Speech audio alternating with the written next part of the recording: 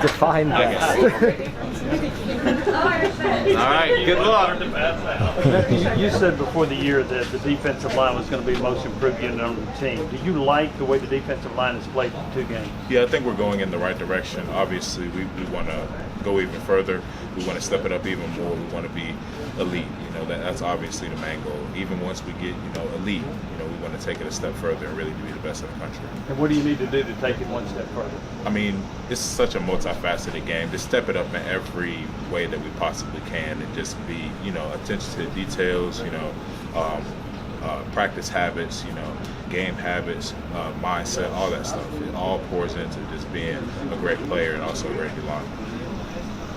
You feel like on some level, I know you care more about the team than yourself, but the way that you played the first couple weeks of this season, is that sort of the reward for sort of all the work you've been putting in over the years to get to this point? I mean, yeah, obviously it's nice to, be acknowledged, but when it comes down to it, first of all, I guess, the stuff that was being published, said I was in second place for something, so that obviously leaves another person in front of me.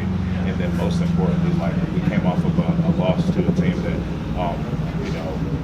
plus or minus a couple of things, we win.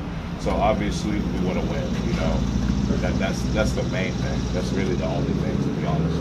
In terms of you talk about the letdown, y'all have been stuffing the run all day long, and to sort of not get them off the field there in that final 4 minutes, how tough was that after the way y'all had sort of been run stuffing all day long? It's just a matter of execution and sustained execution. A wise man once told me, once you do something, can you do it again? And then can you bring somebody else with you? And somehow or another, that didn't happen exactly how we planned to. So we got to make it happen this week and weeks to come. Where have you seen the most growth in your game? It could be over your years here or just in the last year since Rodney Garner's been. Oh, I mean, shoot, I would be up here talking for a few minutes, just whether it be getting off the ball or just staying vertical, staying square, using my hands, having heavy hands, flipping my hips and making moves. I mean, that's just half of it, maybe not even that. So, I'm just trying to take steps in the right direction every day. And like I said, once you do something, pretty good once, can you do it again and can you bring somebody along with you? How much has Coach Garner, played a role into that here lately? Oh, I mean, he's the man. When you have coaching, not only who's coaching you the right stuff, but harping on you about it, all about the details, not letting you be average, not letting you be mediocre, that's going to bring out the best in you, obviously. So that's exactly what he's doing, and that's why he's been doing this for a long time at the elite level. Is there anything about this scheme that has helped you, freak you out, or anything to maybe help you? Yeah, there's certain things about this game. I think it's pretty evident on film, just how we play. Maybe if you put a side-by-side clip from maybe last year. But, football is football when it comes down to it, and we're just trying to play it on an elite level week in and week out. Matthew, what kind of response do you expect from this team, from the close loss to Pitt? I mean, obviously, nobody likes losing, and you have to hate losing so much that you do what it takes to not lose again. Obviously, there's no will or intent in anybody's heart to lose, but what actions are you going to do? What mindset change is going to happen so that you do not allow that to happen again? So I think that's the mindset that we all have going into this week and weeks coming.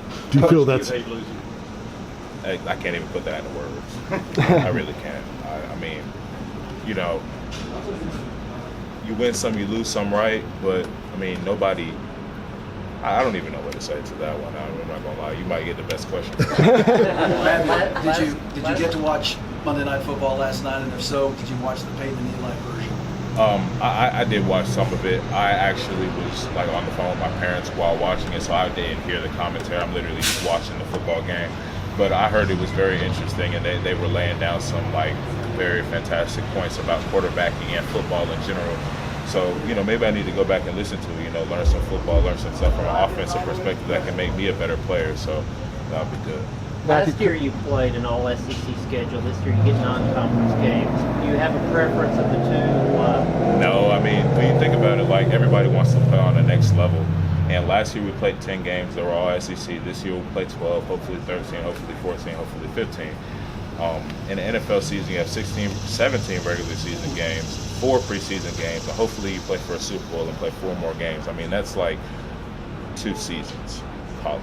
So doesn't even matter. Kind of to that point, you guys, because you played all SEC games last year, you didn't really get any games like this week coming up. You know, how important can these games be if you guys are able to take care of business in a game like this to develop some depth and improve on yourselves before getting into SEC play? I mean, first things first, got to take care of business. I mean, I think everybody watched a little bit of college football last week and saw some things that maybe they didn't expect to see with some different teams playing opponents that they don't usually play.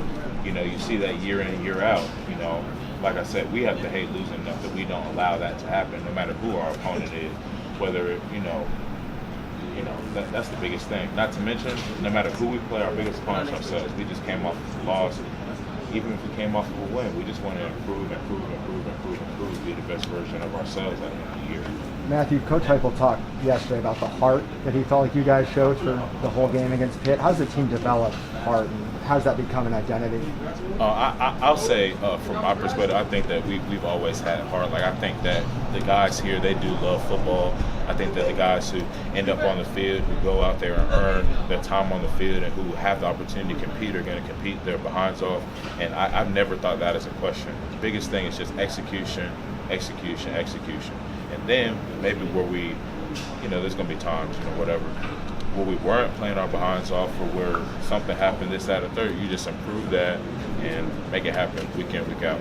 Matthew, how excited are you to get Byron Young tossed into the mix this week? Oh, I'm extremely excited for that. BY, he's been here since January.